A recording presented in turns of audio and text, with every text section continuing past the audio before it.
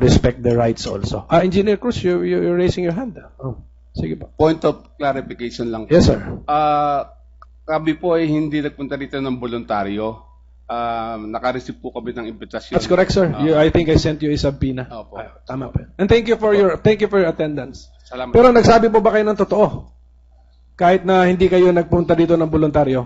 Opo. Opo. Okay po. Basta klaro lang po yun. Yun lang yung klaro. Yun yung importante. Opo. Senator Trillanes? So, Chair, before that, just on Senator the Cayetano. issue of inviting the witnesses, no? Just in case the Vice President arrives, I think we should give him the floor and give him all the opportunities. But in case he doesn't arrive, may we also invite the certain Ebeng and also Mayor Junjun and also Mr. Jerry Limlingan so that they will be able to respond here. And also, we have seen in the past, nakita po natin ng nakalipas makikita lang ng tao kung sino nagsasabi ng totoo pagka magkaharap sila. So parating sinasabi, magtanong kayo ng mas mabigat. Pero kung nandito sila, nandito si Vice Mayor Mercado, nandito si Engineer Chanova, makikita natin kung sino nagsasabi ng totoo. So may I also request that we also invite the yung tatlo pong sinabi ni Vice Mayor Mercado na tumatanggap ng pera. So the Secretariat is instructed to issue subpoenas to the 3 other people. Mr. Limlingan, Mayor Junjun Binay, and this Ms. Ebeng. The Vice President will be sent an invitation letter. Okay, that's clear. Senator Trillanes? Mr. Chairman, I'll just state for the record, the Shang Grand, the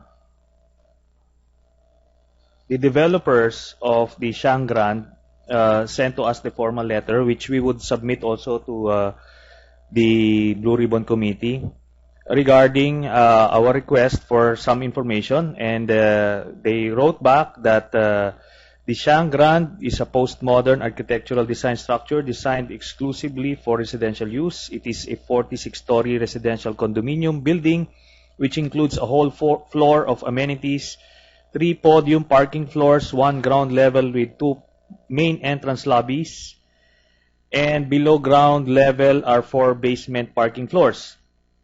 The total number of floors, 46 floors, and 4 basement parking levels.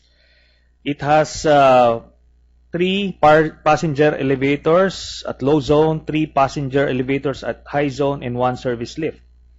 The amenities, adult and kiddie swimming pool, outdoor jacuzzi, gym, exercise room, changing room with sauna, function room, and multi-purpose room. The total land area is 2,856 square meters. The construction floor area is 72,305 square meters. And the total construction cost is 1.9 billion pesos, which would equate to around 26,000 pesos per square meter. That's for the record, Mr. Chairman. Okay, the letter will be made part of the records. Any further questions? So, Chair, just some clarificatory questions. Before I go to Vice Mayor Mercado, Engineer Canlas, you heard the statement about the Shangri-La Grand, no, and Shang Grand, and many comparisons are being made, no? Di ba ho, ang Hillmarks mismo ay gumawa din ng private na condominium sa tabi ng Pasig River? Or Engineer Henson, if you want to answer. Opo, Your Honor. Ano-ano po tong mga building na to? Yung pong ginawa namin is the Grove, and yung pong ginagawa namin yun, yung Hoya, saka po yung dati. Magkano per square yung dalawang yan? I More or cannot less divulge, Your Honor, kasi may non-disclosure Yes, agreement. you're exempted from that because this is a congressional hearing and we have police powers. So, meron din non-disclosure yung katulad sa Shangri-La, sa Zwilig, but we got them. So, magkano per square? Meron po akong Give the thereabouts. Is it between 40 to 50,000 per square? Is it between 80 to 90,000 per square? We can, di ba, sige, para hindi kayo mag-violate ng inyong ng inyong non-disclosure. Magkano nilagay niyong cost sa building permit? Public record yan, kaya pwede niyo i-disclose yan. Hindi po kami ang nag-apply ng building permit. Hindi, pero kayo nakapirma doon. Doon po sa in charge of construction. Yes. At nakita niyo doon kung magkano nakalagay doon. Hindi ko po matandaan kung magkano. Siyempre, manggagaling sa inyo dahil kayo ang general contractor Hindi po galing sa amin. O sige, ito na lang, Engineer Henson. Hindi ba totoo na yung dalawang building na yon pareho lang ang pundasyon dito sa Makati Parking Building dahil tabi din to ng Pasig River? Mas mabigat pa nga pundasyon doon dahil mas maraming basement yun Correct, sir? Yung pong sa The Grove. Yung sa The Grove. At hindi ba totoo na lalabas na less than half ang presyo ng The Grove per square meter? I cannot disclose. Okay. Saan po ang The Grove? Saan city ho yun? Pasig po. Okay. I will direct the Secretariat to write the City of Pasig to get the building permit so we can see the amount there. Thank you, Engineer Henson. Vice Mayor Mercado, sir, katulad po nung sinabi ko sa kanila, no? Pasensya na po kayo, pero pare-pareho dapat tingin namin sa mga witnesses, di ba? Magsasabi ka ng totoo, protektahan ka ng batas. Pag hindi ka nagsabi ng totoo, di ba po, buong kapangyarihan ng batas gagamitin sa inyo. But to be fair sa inyo, unang punta nyo dito, wala naman kayong protection ng batas, nagsabi kayong nakinabang kayo. No? Opo. So, alam nyo naman po ngayon, electronic age na po ngayon, kay Facebook, Twitter, or sa text, marami na kaagad nagtatanong, no? So, para lang po matapos tayong araw na meron tayong view, no? Ang sinasabi po kasi ng spokesman ni Vice President, baliktad. Ikaw daw ho, at si Engineer Echanova, at si Engineer Morales, kayo nagpakanan itong lahat, kayo ang kumita dyan, pinapasa nyo lang sa kanya. Alam po ninyo, Senador, simple-simple lang naman po yung usapan Ang ibig ko po sabihin, nung sabihin ng kanyang tagapagsalita, meron lohon triumvirate na nangyari sa Makati na kung saan ang itinuturo po si Engineer Morales, si Engineer Hetzonova at saka ako. Ang simpleng tanong ko po dyan, Senador, ganito Kung talaga hong nagkaroon kami ng sabuatang tatlo at siya ho niyang sinasabing ang rason kaya hindi niya ako sinuportahan sa pagka-mayor dahil nga daw ho na-discover niyang nagnanakaw ako o niluluko ko siya sa City Hall. Sabihin na rin po natin do sa statement ni Engineer Hetsanova na siya ay kusang umalis dahil do sa prinsipyo ng hindi pagiging totoo ni Vice President Binay sa kanyang pangako. Naiwan po sa kanila si Engineer Morales hanggang sa mamatay po si Engineer Morales, nasa kanila pa. At sa katunayan po, so meaning after 2010 po, nung nagkahiwalay na po kayo ni Vice President, Opo. si Engineer Morales po, hindi pa rin niya inalis. Hindi Nandun po. Pa rin. Hanggang sa Engineer Morales ho namatay at doon po sa nasabing burol, ang ganda po ng sinasabi nilang dalawa ni Mayor Junjun. Isang taong aming pinanghihinayangang nawala, isang taong matapat sa amin. Bakit po sinasabing tatlo yung gumawa ng pakana sa City Hall? Nakakatuwa nga po, Senador Ako ho, hindi ko itatanggi na kaibigan ko si Engineer Morales. Nung madinig ko po na si Engineer Morales ay nabarel, ora mismo ho, bumiyahe ko papuntang Bicol. Nasa parting Lucena po ako nang makatanggap ako ng tawag na patay na yung aming kaibigan. Dumiretso po ako ng Bicol, nakiramay po ako ron, sa katunayan po, pinatawag ko pa ho yung isang magaling na embalmer dito sa Maynila. Yung pong nag-imbalsa mo sa ating Pangulong Cory Aquino, nag-imbalsa mo po kay Secretary Robredo. Pinalipad ko po ron para ayusin yung mukha ni Engineer Morales dahil siya po ay mahal ko kaibigan ko Pero si Vice President Binay hindi ho bumiyahe doon. Yung pong patay ang pinabiyahe niya dito sa Makati, siya dinalaw ng patay imbis na siya dumalaw doon sa namatay. Well, ang mas malungkot sa akin, Sir Vice Mayor, is nung siya'y namatay, maganda ang sinabi, pero ngayon na siya ay inakusan ng korupsyon, bigla niya ilalaglag ang matagal niyang kasama, bigla niyang traidorin, tapos baliktad ang sasabihin na ngayon. Biglang dati, nakita ko po pati po yung kanyang spokesman, no, yung Mr. Salgado, no, ay may statement na sa mga dyaryo po at na sa mga nasa internet na he is ang sinabi niya kay Mr. Morales ay he's a dear friend, hindi ba, at trusted, etc. No? I will read it for the record. I will get it, no, para I don't change the words. My point lang, Mr. Chair, is in asking Vice Mayor Mercado, no? Parang pabago-bago. Kasi nung una ka lumabas, ang sinabi, kaya daw kayo nagkahiwalay kasi hindi ka daw pumayag na Vice Mayor yung anak niya. Ngayon naman sinasabi, corrupt ka. Ibig sabihin, kung tinanggap mo ng Vice Mayor yung anak niya, kahit corrupt ka, ikaw patatakbuhin niya ng Mayor. So parang bawat linggo, habang dumadami yung sinasabi, Vice, umiiba ang storya. Nung una, ikaw daw ay mabuting tao, biglang nung nag-testify ka, ikaw ay sugarol daw. Nung sinabi mong kumita ka, biglang corrupt ka. No? So, can you tell us, kailan ka ba unang tumanggap ng pera galing kay Vice President or dating Mayor Binay? Ever since ba yan ang trabaho mo or na-promote ka na lang dyan? Paano ba yung naging sistema niya? No? Para may konti naman kaming detalye. No? Palagay ko po, pwede natin sabihin yung na-promote. Okay. Alam po ninyo, ako ho naging konsehal ng 1992. Sabay po tayo. Hindi po ako malapit sa kanya nung panahon yung masyado. Ako ho bata-bata nilang dalawa ni Engineer Irasque nung panahon na yon. Doon ho sa pagdating ko ng 1992, pag ho 15 at katapusan, bilang konsehal, at tinatanong ko naman yung aming ibang mga kasamang konsehal, may natatanggap ho kaming envelope, may laman minsan 15,000, may laman minsan 20,000. Tinatanong ko ho, ano ba yan? Saan ba galing yan? Ang naghahatid po nung panahon yun sa amin patay na naman yung maituturo ko dito dahil matanda na ho yung taong yun nung panahon yun, si Atty. Ignacio. Ang lagi ho niyang lecture sa amin ng mga konsehal basta good boy lang kayo, masaya kayo rito. Noon hong 1995, nung ako ay mag-re-elect bilang Vice, konsehal, more or less, ano yung mga amount na yun? mga nag-umpisa nga ho yun sa 15,000, 20,000. Noon hong ako nag-re-elect, 1995, medyo lumaki na ho yung dumadating na yun. Umaabot na ho yun ng mga 50, 60, 70. Hindi ho pare-parehas. Pero magmula ho noong 95, nagkaroon ho ng regular na dumadating sa aming envelope. Regular yon na 30,000 ang laman.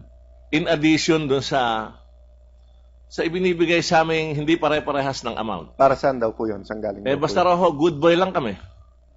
Edi nagpapaka-good boy naman ho kami. Nagkandidato ho akong Vice Mayor noong 1998, natalo po ako. Ako ho sinasama-sama niya sa MMDA at yun ho ang aking naging buhay. Noong 2001 na ako bumalik, na naging Vice Mayor na po ako, meron pong isang opisina doon sa, kung hindi ako nagkakamali, 17 or 16 floor. Andun ho kasi lahat ng aming konsehal, tigit-tigisa po sila ng opisina. Meron pong isang opisina doon na ang nag-uopisina hindi naman konsehal. Yun ho kung tawagin doon commissioner. Ang pangalan ho nun Councilor Liberato Sharon. Yun ho ang nagdi-deliver sa akin kung minsan, sekretarya ko tatanggapin dahil hindi naman ho ako masyadong nagpa-follow up sa gano'n. Vice Mayor na po kayo na. Vice Mayor na so po ako. So yung konsehal ang nagdi-deliver sa iyo? Opo, dati po siyang konsehal. Dating konsehal. Na naging tinatawag pong commissioner. At saan po galing yung perang yun po ang hindi ko alam kung saan ang gagaling. Basta anong ina-assume nyo bilang mga members ng council nun? Galing sa private yon, galing kay mayor, galing ko saan po? Palagay ko ho, kung iisipin ko, galing din yung kay Engineer Morales Okay. Basta ang lecture ho, basta good boy lang kayo, hindi kayo magugutom dito. Sorry po, linawin natin. What does good boy mean? Ibig sabihin, sa council, sumunod kayo, walang mag-privilege speech, o dinefine ba niya kung anong good boy, o anong pagkaintindi niyo, Mr. Vice Mayor, ng good boy? Kasi po, kapag may konsehal ho na medyo maangal, cut yung kanyang allowance. So, bad boy yung lumaban sa kanila. Bad boy yung lumaban sa kanila. Noon hong 2001, medyo lumalaki na ho yun. Yun hong 30, naging 70 na. Regular po yun. Consistent po yung dating nung envelope na yun. Pero mayroon hong dumarating minsan, biglang 200, biglang 300. May paliwanag ho kung saan galing. Wala. Hindi ho kasi ko masyadong magtatanong doon dahil sa totoo lang, hindi naman ho sa pag-yayabang. Sekretarya ko ho ang tumatanggap nun sasabihin lang sa akin ng sekretarya ko, Sir, meron hong envelope dyan, galing kay Konsehal Sharon. Ay ako naman ho, ayokong mag-question dahil hindi naman ho ako ipinanganak kahapon naiintindihan ko na rin ho naman yun kung ano talaga yung pinanggagalingan nun, pero hindi ho ako nagtatanong. So, hindi naman siguro pwede mangyari ito lahat na kayo lang tatlo may alam. Ibig sabihin, kasi ang mayor, di ba siya ang pumipirma ng lahat ng kontrata? Totoo po. So kung isa na lang ang nanalo sa pinakamalalaking building na daan milyon-bilyon, kahit papano kung ikaw mayor, magtatanong ka rin. Katulad nga po na sinabi ko nung nakaraang ako ay mag-testify dito. Ako ho, naging malapit sa kanya simula noong 2001. Talagang naisabi ko na rin po sa inyo kung paano ko rin siyang dinipensahan sa mga iba't ibang kaso Samantalang kung ginusto ko pong mag-mayor, sana mayor na po ako noong 2001. Kaya lang, hindi ko noon ho kayang tanggapin na mag-mayor ako nakakulong yung kaibigan ko. 2007? 2001 po yun. 2001. Tapos noong 2006, sinususpindi po siya ng Malacanang. Ako ho ipinakuha sa Malacanang ni Pangulong Gloria Macapagal Arroyo. Pinasusumpa po ako. Hindi ko nga ho matandaan kung si Senador Coco andun ho yata sa Makati kayo nung panahon yun, Senador. Andun ako, nakita ko rin si Senator Nandun Alan din po doon. ako. Pinasusumpa po ako. Pero tinanggihan ko po si Pangulong Gloria Macapagal Arroyo at ang sabi ko po sa kanya, Madam, masarap hong maging mayor. Pero kung magme-mayor po naman ako, nang tatapakan ko yung aking kaibigan, hindi na lang po bali. So kailan po kayo na-promote, Vice Mayor? Kailan nagsimula na hindi lang yung envelope, kung hindi alam mo na yung sistema na pinakita mo kanina na tatlong pinagbibigyan sa pamilya? Noong pong 1998, nung ako po ay madeklara ng ako ang tatakbong mayor sa susunod na eleksyon. 98? 208 po. So yung sinasabi po ni Vice President na between 07 to 010, abala na daw siyang lumalaban kay GMA, kaya daw parang ikaw na daw ang nagpapatakbo sa Makati. Hindi lang naman po 2007 niya ginawa yun Sa totoo lang po, mula po 2001, nangangarap na si Mayor na maging presidente. Kaya nga po noon, ala naman na ho siyang hinto ng biyahe sa iba't ibang panig ng bansa. Kaya nga po kami, kung titingnan po niyo yung record ng aming sister city, kami ho siguro yung may pinakamaraming ka-sister city, hindi lang siguro sa Pilipinas. Siguro po pwede natin sabihin sa buong bansa. Pwede na po kami malagay sa Guinness Book of Record. But ano bang benefit pag naging sister city niya? Ang una po, meron po kami talagang itinalagang tao do sa International Relations Department. Si Attorney Roman po yun Yun po ang assignment lang noon, pumunta sa iba't ibang bayan at pinipili po yung malalaking syudad at malalaking bayan sa iba't ibang bahagi ng ating bansa. Which is a good project kung hindi para sa politika lang, no? Tama po. Kaya lang, pag tinignan ho niyo yung record namin talagang politika, preparation po ng politika Kasi po, ang point ko, Vice, hindi naman masamang mangarap na tumakbong presidente. Lahat naman siguro ng politiko. Kaya ang issue, bumabalik sa corruption di ba? Kung ang pera ng Makati ay lahat na pupunta sa taga Makati at ang gaganda ho ng programa nyo di ba? Pero parang ang nangyayari, sobra ang kalbaryo ng ating mga kababayan pag nanood ka ng TV sa MRT, mga magsasaka natin na walang pang-irrigation, sa Mindanao, nawawalan ng kuryente. Pagkatapos makikita mo Makati, napakaganda. Lahat ng programa meron. And then bigla mong bubuksan ng TV, na lumalabas, mas malaki pa pala na pupunta sa opisyales, kaso sa tao. But yung testimony mo naman, hindi naman mas malaki, 13%. But etong sa building na to, para maibalik ko lang po dito sa issue, Mr. Vice Mayor, no? Kasi hindi ko minamaliit, ang daming magagandang programa talaga. Pero yung corruption ang nakaka-surprise. Hindi ko kasi malink yung 13%, ito po yung sinasabi ng dating star witness natin na si Jun Losada, na nung nasa NEDA daw sila, alam nila na yung mga project na yan, may 10%, 15%, 20%, pero ang sabi niya, hindi bubukol pagka hindi masyadong malaki ang nilagay. So, kung ordinaryong proyekto to, Vice Mayor, correct me if I'm wrong, no? At yung normal na 13%, halimbawa po, kung hindi dinagdagan ng 1 billion to, kung 1.2 billion lang to, wala tayong hearing po ngayon, di ba?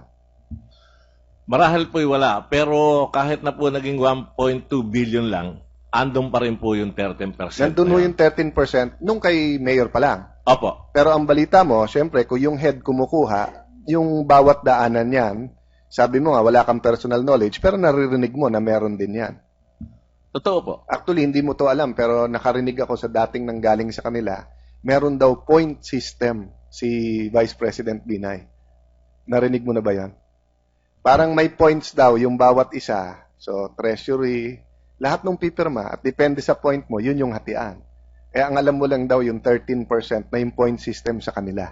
Pero meron din daw yung iba. Kasi, ba't naman pipirma yung iba? Alam mo, katulad ni Engineer Chanova, mababa point niya, basta bilang back, 50, magkano ba yun? 100,000. 100,000 every 15 days or something, no? So, mababa pa daw yon kasi back lang siya. Pero yung ibang malalaking firma, malalaki din daw nakukuha. Ewan ko kung totoo yun ang narinig ko. Or whether description niya lang yung point system or it might be a percentage system. Kasi po, Senador, for delikadesa, ayoko naman puntahan sila para tanungin, magkano ba tinatanggap ninyo? At ayoko rin po namang... Pero alam niyong hindi zero. Alam ko pong hindi zero. Okay, last po.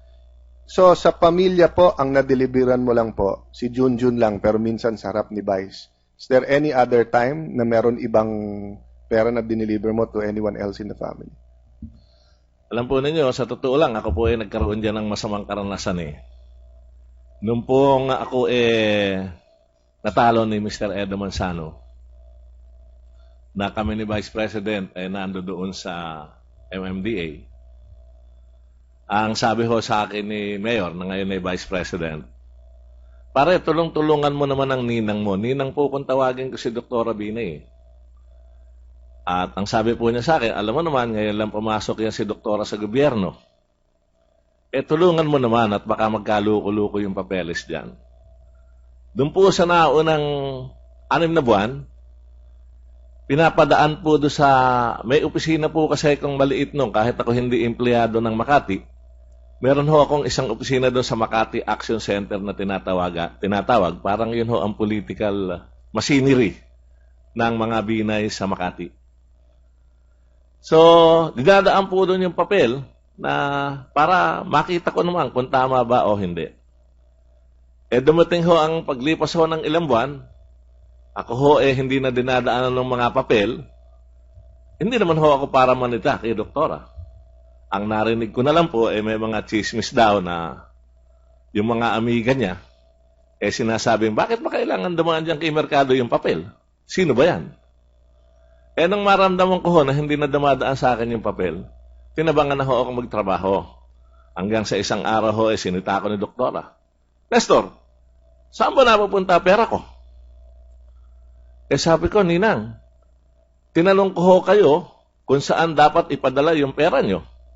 Ang sabi niyo sa akin, ipadala sa bahay at ibigay kay Nancy. Si Senadora Nancy po yun. Di ako naman ho kung ano yung ipadala doon pinadadala ko lang sa aking mga tao, yun ang nanggagaling kay Engineer Morales.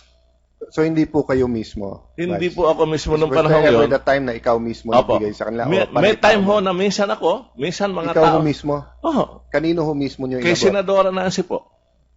Abay, mabuti na lang ho ako'y may logbook. Kaming dalawa ni Engineer Morales ay may listahan. Abay, sinabi ko ho kay Doktora, Ninang, eto ho yung na-deliver na namin sa inyo. Nagulat ho siya. Sabi niya, sigurado kang binigay mo ito kay Nancy? Opo. Edi, nawala ho yung galit niya sa akin at galit kay Engineer Morales dahil may patunay ho kami, may record, kung sino tumanggap, kung ano ang pangalan ng tumanggap.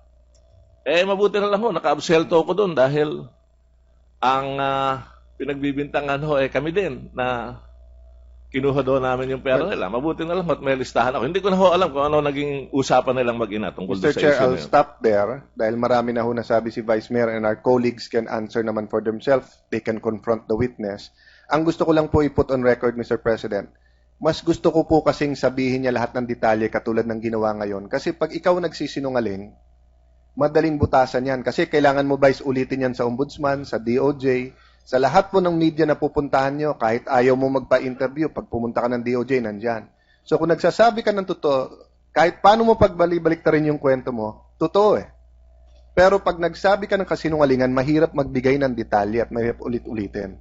That's why I'd rather na lumabas dyan. So whether ang tanong ko'y mahirap o hindi sagutin, ang importante, nandyan ang detalye, mabe-verify nung iba.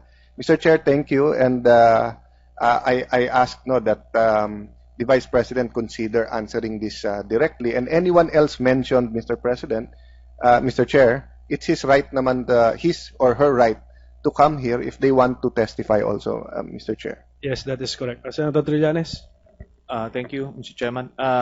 Vice Mercado, gusto ko lang clarify, kanina minention mo may 2.4 million pesos para kay Dr. Binay. Paano nyo nasabing para sa kanya ito?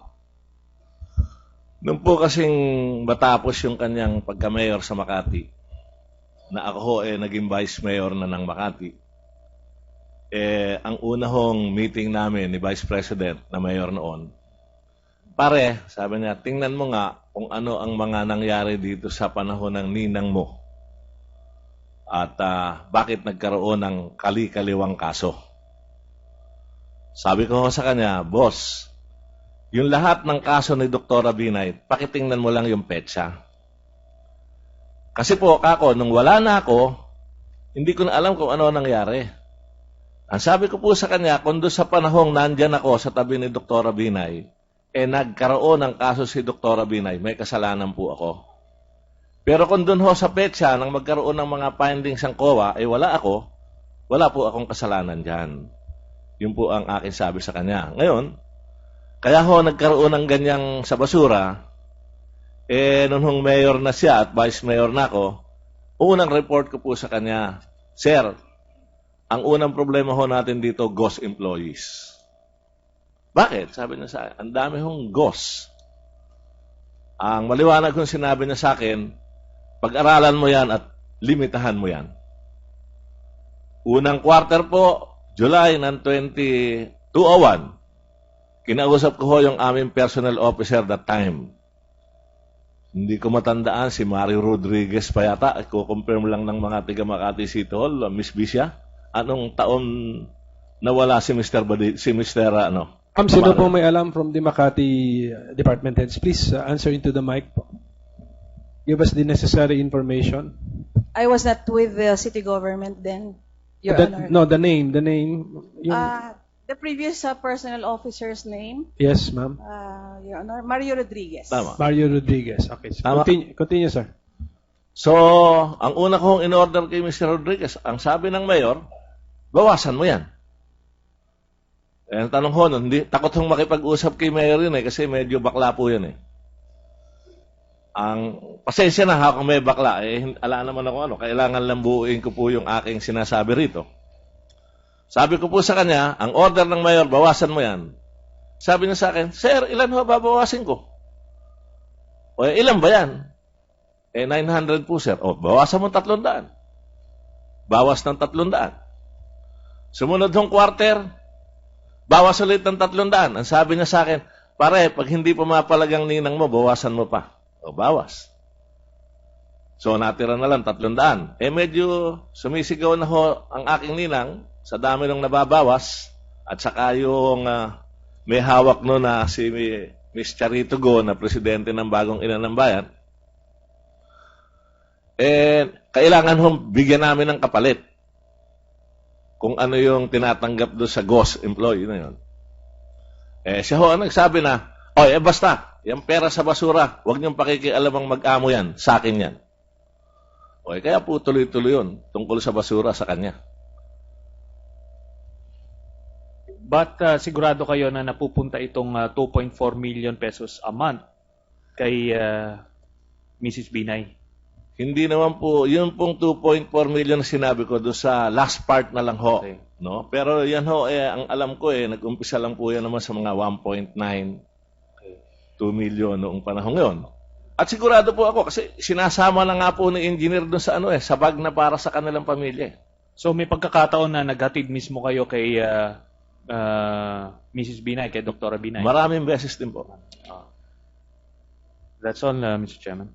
Yung Vice Mayor, yung share naman ninyo na 80 million, dineliver din yun sa bag. Ano po yun? Hindi naman po buong 80 million yung Oo nga, alam ko, senador. oo nga. Yung pagbigay sa iyo nung mga yun, Hindi, nakabag din. Hindi na po. Yung po hindi nakabag ng nakalak. Itinatawag na lang ho sa akin yun ng engineer. Pare, padaanan mo yung sekretary mo dito at meron akong para sa'yo. Yung logbook na na-mention ninyo, sulat kamay ninyo yon, walang pirma yung mga tumanggap. Tama po. So record lang po ninyo yon. Apa. At saka, ala na rin po sa akin yun kasi 98 pa po yun eh. Yung wala record na rin sa'yo. Ala na Okay. rin po sa Apa. akin. So siguro pagbigyan naman natin itong ating mga COA auditors na na-assign po sa Makati, if you want to react, kasi merong theoretical question kanina na kung pwedeng baka naambunan din yung mga COA resident auditor. Just in case, if you want to react, okay lang po kung hindi, okay lang po kung ayaw niyo mag-react. Yes, ma'am. Okay, Miss Kagaanan. Yeah. I assumed office in Makati only in December 8, 2011. So, 5 days na rin ako noong sa Pero wala ako talaga kami. It's so unfair kung sasabihan naman na ambunan. And then, sir, can I tell you something about myself? Yes, ma'am. Go ahead. Modesty aside, I received 4 awards from the Commission on Audit. I'm an outstanding woman. I got an Outstanding Woman Award in 1997, an Outstanding Unit Award for the Department of Public Works and Highways in 1996, and then another Outstanding Woman Award in 2009 when I was with the Supreme Court, and another Outstanding Unit Award for the Supreme Court in 2009. Kaya, kasi ako ang gumawa nung evaluation report para kasing nasabi kasi kanina na clear ko. I did not clear naman yung sa evaluation report ko, hindi ko naman yun kinlear ang Makati. But rather, ginather ko lahat yung mga the contract review reports and the inspection reports para pagsamahin in one evaluation report. And under a memorandum issued by the Commission on Audit dated September 13, 2013, yun lang ho ang nakalagay na gagawin ho namin mga auditor. Pero ang akin lang kasi I feel so sad. So, Kilala niyo yung resident auditor sa Makati before you? Sir, Can we get the name for the record? si Attorney Gabriel Espina, siya ho ang auditor ng Phase 1 and Phase 2. And then si Auditor Danny Rodriguez naman, yung Phase 3 and Phase 4. Okay. Pero patay na ho siya, wala na. He passed away in December 2013. The second name, Yes, Apa. sir.